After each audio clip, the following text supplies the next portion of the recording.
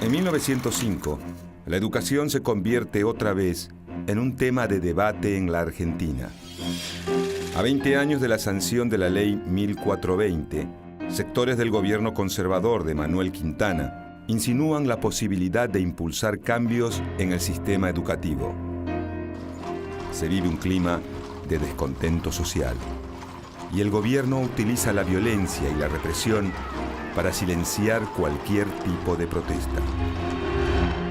El movimiento obrero, integrado en su mayoría por inmigrantes, reclama mejores condiciones de vida.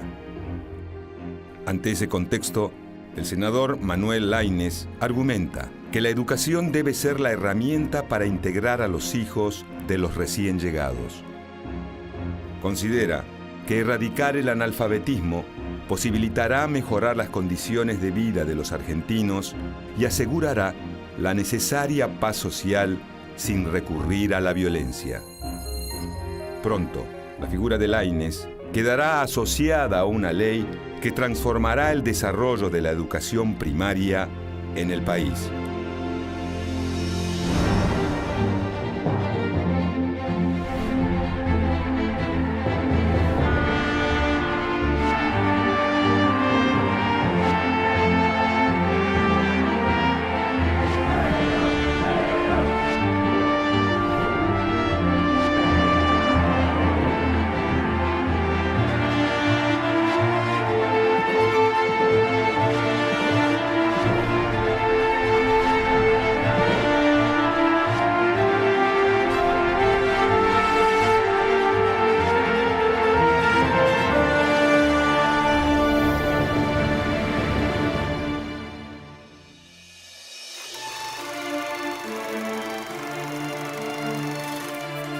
Manuel Laínez nace en 1852 en el seno de una reconocida familia porteña.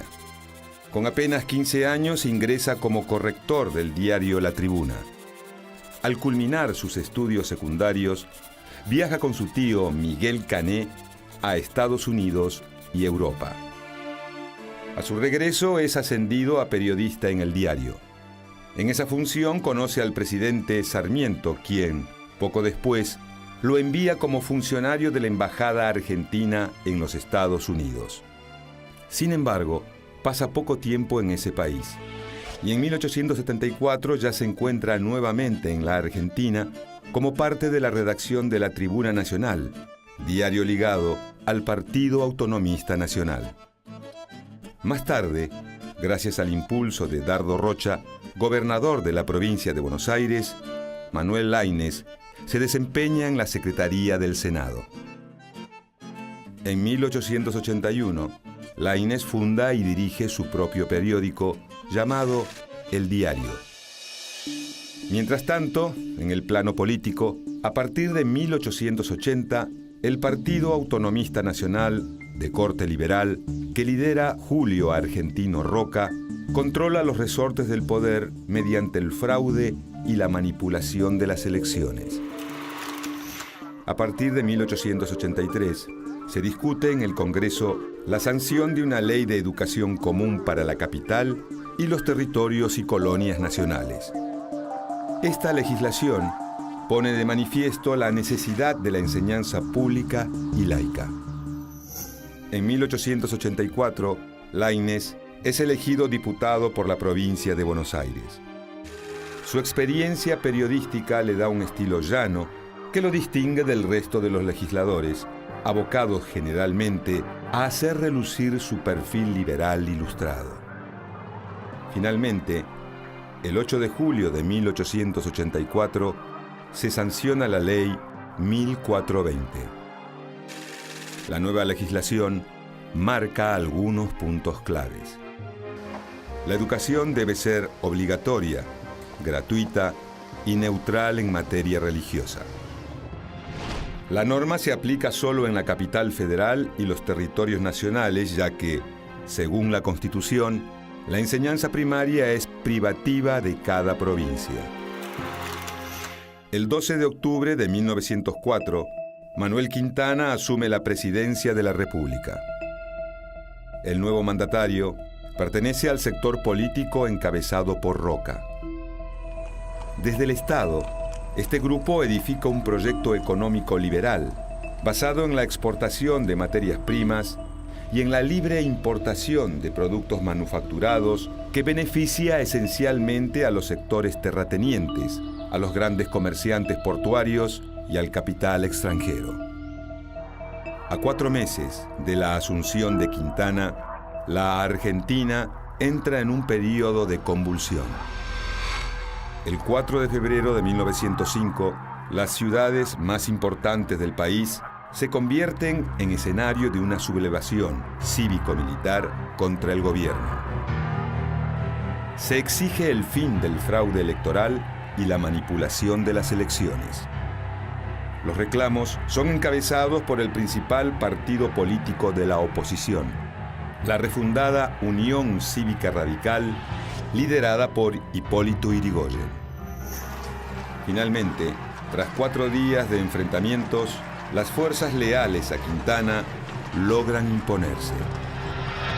Luego de acabar con la revuelta, el gobierno aprovecha para hostigar a otros sectores que, si bien no participan del alzamiento, cuestionan con sus demandas al poder. La represión cae entonces sobre parte del movimiento obrero. El gobierno ordena detener a militantes, disuelve protestas y cierra órganos de propaganda. Ante este panorama, el descontento social crece. Los trabajadores, que sufren de malas condiciones laborales y de vida, también cargan con años de lucha y represión sobre sus espaldas. La cárcel, la expulsión del país o la muerte forman parte de los riesgos que los militantes anarquistas y socialistas afrontan cotidianamente. Y algunos están dispuestos a responder a la violencia con más violencia. El régimen conservador comienza a mostrar signos de debilidad. Ese mismo año ocurre un hecho que genera conmoción.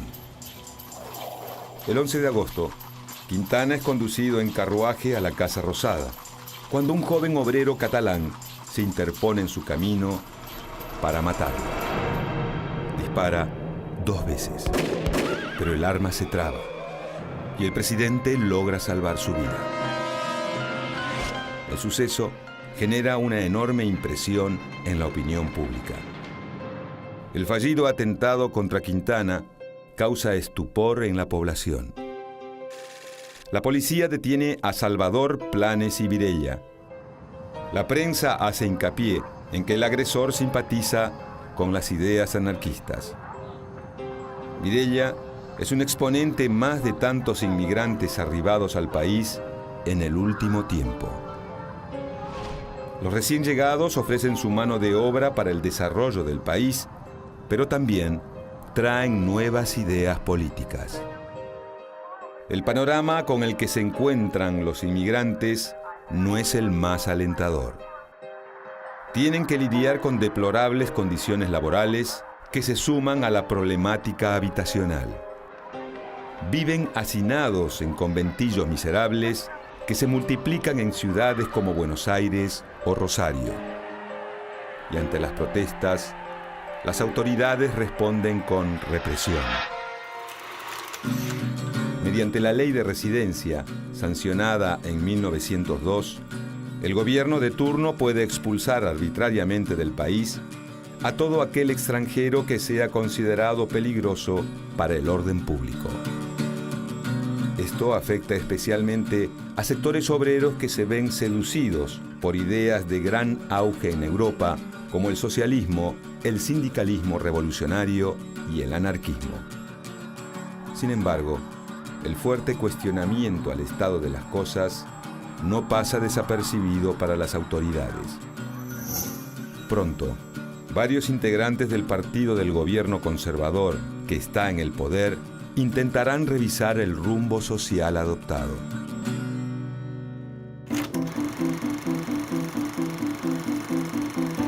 Manuel Laínez adscribe al sector político del gobierno que pretende que no solo la economía tenga un rumbo liberal, sino que también se tomen medidas en lo político y social. Este grupo se denomina modernista. Consideran que sumar al escenario político a radicales y socialistas ayudará a contrarrestar el clima de malestar imperante. De esa manera, pretende acercarse más a una república democrática que a un régimen oligárquico. En ese marco, en 1904, Laínez se convierte en senador nacional por la provincia de Buenos Aires.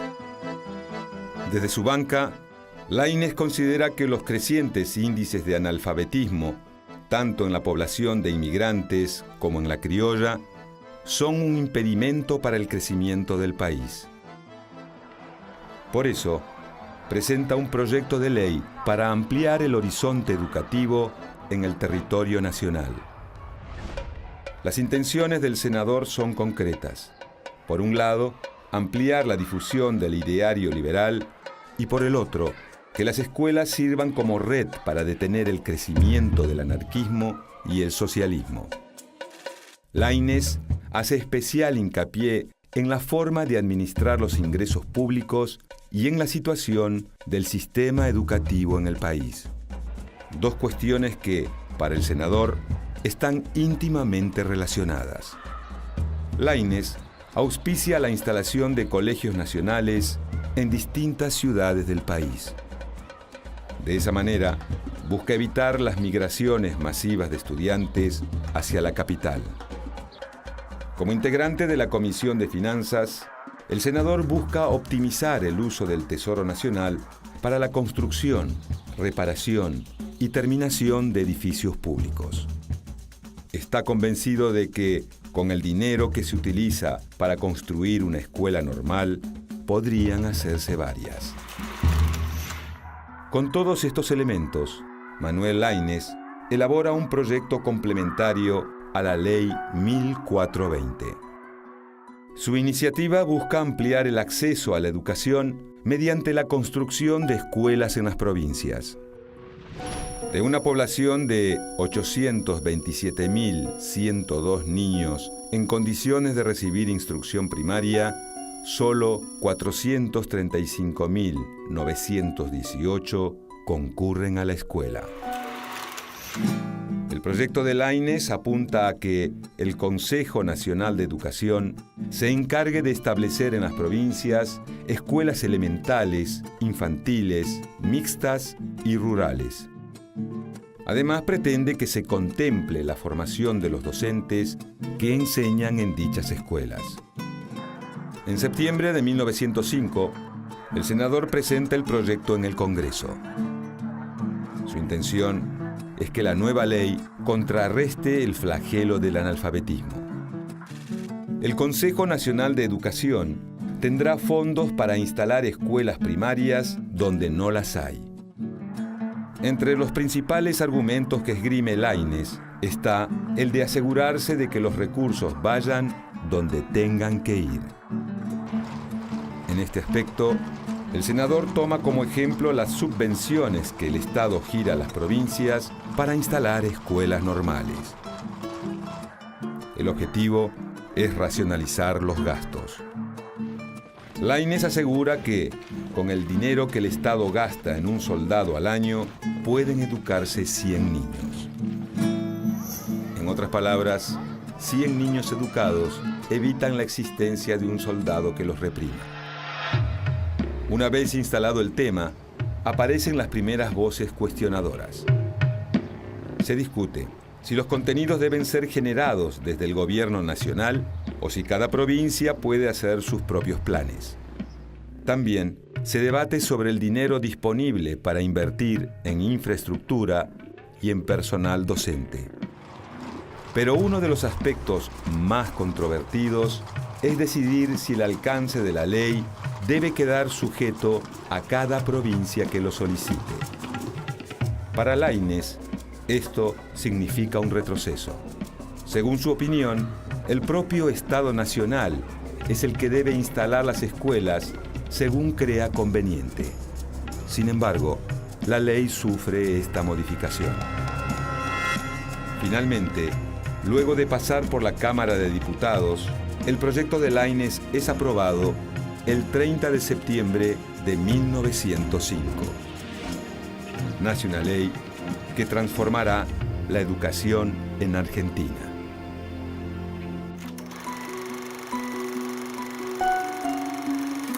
En enero de 1906, el presidente Manuel Quintana deja el poder en manos de su vicepresidente, José Figueroa Alcorta, por problemas de salud. El 6 de febrero, la recientemente llamada Ley Laínez es reglamentada con la firma de Figueroa Alcorta y del ministro de Justicia, Joaquín Víctor González. Aunque su sanción en el Congreso no genera demasiada repercusión, pronto comenzarán a verse sus alcances. El plan de Laínez es pragmático. Busca solucionar el problema del analfabetismo, pero al mismo tiempo intenta racionalizar el gasto público. En las escuelas creadas gracias a la ley, se enseña a leer y a escribir, además de historia y de geografía. De esa manera, se pretende no solo instruir a los criollos más pobres de las provincias, sino también argentinizar a los hijos de los inmigrantes. Paulatinamente, la escuela primaria comienza a cambiar su fisonomía. En tanto, se vislumbra un silencioso proceso de nacionalización del rumbo escolar. Esto provoca algunas críticas. Según la ley, cada provincia puede instalar las llamadas escuelas fiscales o escuelas Laínez, pero desde algunos sectores políticos se afirma que, en los hechos, esto no funciona así. Se acusa la normativa de plasmar una vocación centralizadora del Estado Nacional y de ir en contra del espíritu federal de la Constitución. Estos cuestionamientos chocan con la efectividad y aceptación de la ley. La educación nacional permite unir a los niños del país por sobre las diferencias económicas de clase u origen. La obligatoriedad de la enseñanza provoca que muchos inmigrantes vean la escuela como una herramienta clave para la integración y el ascenso social de sus hijos. Ya en el primer año de aplicación se pueden ver los efectos de la Ley Laínez. En 1906 se crean 438 escuelas que representan un 11% del total nacional. En este proceso resulta determinante el papel de los propios ciudadanos, que donan terrenos para instalar allí una escuela Laínez o directamente la construyen. Una vez dado el primer paso, los emprendedores solicitan al Estado que se haga cargo del pago de los sueldos a los maestros o de mejorar las instalaciones. Esto demuestra que la idea de educación implica algo más que aprender a leer y a escribir.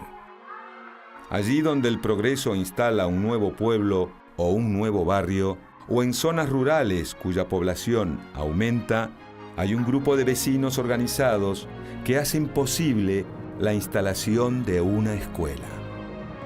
No obstante, surgen nuevos conflictos entre el Estado y las provincias. Según la ley, las escuelas Laínez deben ser laicas.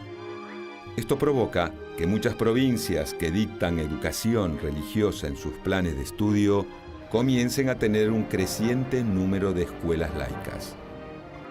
Además, los gobiernos provinciales advierten que a los niños se les imparten contenidos de historia y de geografía diagramados desde Buenos Aires. De ese modo, los alumnos aprenden sobre sucesos nacionales, pero desconocen los hechos vinculados a su lugar de origen. Los defensores de estos programas invocan dos argumentos. Por un lado, la integración de los inmigrantes. Se trata de forjar un espíritu argentino en busca del orden y la disciplina social. Por el otro, las provincias, al no tener que hacerse cargo de financiar estas escuelas, reducen considerablemente los gastos públicos. Este último punto es el que favorece la concentración cada vez mayor del sistema educativo en manos del Estado Nacional. A partir de la década de los 30, el crecimiento de las escuelas creadas bajo la normativa de la Ley Laínez es exponencial. El 39% de los establecimientos primarios están bajo el control del Consejo Nacional de Escuelas. Esto provoca la reducción a la mitad de la tasa de analfabetismo que había en 1905. En estos años, comienza a crecer la injerencia del Estado en diferentes ámbitos. Además, durante la década de los 30, las escuelas Laínez dejan de tener como objetivo principal la alfabetización. La escolarización pasa de 4 a 6 años, equiparándose con el resto de las escuelas primarias, al mismo tiempo que aumentan los contenidos para enseñar. Poco a poco, son reconocidas como instituciones de calidad superior a las de origen provincial. Es la época de esplendor de la Ley Laínez. Sin embargo, tiempo más tarde comenzarán los problemas.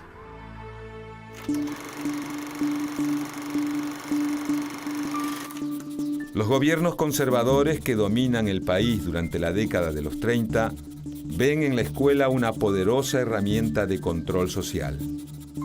Con el arribo del peronismo al poder en 1946, la educación ocupará un lugar importante en su discurso, recuperando su rol como herramienta de progreso del país. Pero, a partir de la autodenominada Revolución Libertadora, que en 1955 derroca a Juan Domingo Perón, se multiplican las voces que apoyan un retroceso del Estado en el área educativa. Aumenta el número de colegios privados y religiosos, y las provincias piden mayores controles sobre la enseñanza que se imparte en sus territorios. En ese marco, el gobierno militar inicia un camino de constante dependencia con los organismos internacionales de crédito como el Banco Mundial o el Fondo Monetario Internacional. La recomendación que surge es siempre la misma. El Estado debe achicar el gasto público. A partir de estas premisas, la educación será uno de los sectores más perjudicados por las políticas de recorte presupuestario. En 1956, durante la presidencia de facto de Pedro Eugenio Aramburu, se realiza un primer ajuste que tendrá continuidad en las décadas siguientes. De esta manera, durante 1968, 1970, 1971 y 1980, el Estado reduce fuertemente las asignaciones al ámbito escolar. Se va desmantelando el sistema educativo estatal mediante el dictado de leyes o decretos o la transferencia de escuelas a sus respectivas jurisdicciones. En todos los casos, la excusa para estos ajustes es la defensa del federalismo y el respeto a la Constitución Nacional. Paradójicamente, los encargados de esgrimir estas excusas son militares que han llegado al poder mediante la violencia. El 14 de abril de 1993, durante el gobierno de Carlos Saúl Menem y en plena expansión del modelo neoliberal en el país, es sancionada en el Congreso la Ley Federal de Educación. Con ella se profundiza el proceso de transferencia de los colegios a la órbita de las provincias. El Estado Nacional no coordina los contenidos que se dictan en las diferentes provincias. Al mismo tiempo, se agrava el problema del financiamiento. El gobierno nacional traspasa las escuelas, pero no los fondos necesarios para que éstas funcionen correctamente. En este contexto caótico, la fragmentación del sistema educativo es notoria. La calidad educativa en las provincias con mayor presupuesto dista mucho de la que se aprecia en las zonas más pobres del país. Además, la educación privada crece y expone aún más la desigualdad entre los propios habitantes del país. La crisis económica, política y social que desata la aplicación del neoliberalismo en la Argentina produce una vuelta atrás en muchas de las medidas aplicadas en la década anterior. Por ello, el 14 de diciembre de 2006 se aprueba una nueva Ley Nacional de Educación que reemplaza a la ley de 1993. Con el fin de discutir la nueva legislación, participan todos los actores relacionados con el mundo educativo y el de la ciudadanía en general. Entre otras cuestiones, se establece una ampliación de los años que fija la obligatoriedad escolar de 10 a 13. Asimismo, se mantiene el federalismo educativo, pero estableciendo una estructura común para todo el país. Se retoma el modo de escuelas primarias y secundarias.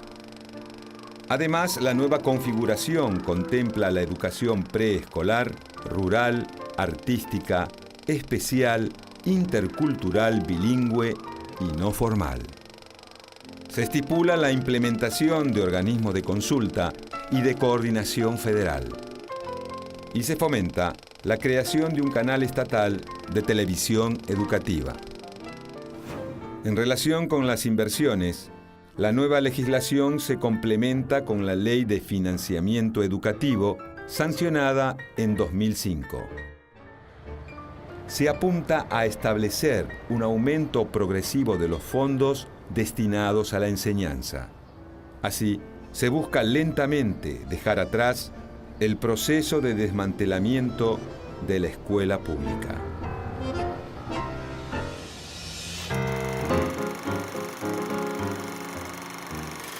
La sanción de la Ley Laínez en 1905 posibilita que la escuela llegue a lugares postergados y opere como agente de transformación en la sociedad. La educación permite la integración y el ascenso social a los hijos de los inmigrantes. Miles de escuelas se fundan en pequeños pueblos organizadas por los habitantes con la ayuda estatal. A partir de la década de los 30, el Estado pasa a tener un rol central en la creación de instituciones educativas. Se reduce drásticamente el analfabetismo y aumenta la escolaridad. Pero, luego del derrocamiento de Perón en 1955, el sistema estatal retrocede lentamente a favor del sector privado. Al mismo tiempo, desde algunas provincias se comienza a pedir mayor control sobre la educación impartida en sus territorios. La Ley Federal de 1993, sancionada durante la máxima expansión del neoliberalismo, provoca la fragmentación del sistema educativo. Sin embargo, en los últimos tiempos, el Estado vuelve a interesarse en los destinos de la educación. De la conflictividad social de principios del siglo XX a los nuevos desafíos de comienzos del siglo XXI, el sistema educativo argentino, integrador y amplio, sigue adaptándose a las cambiantes demandas de su tiempo.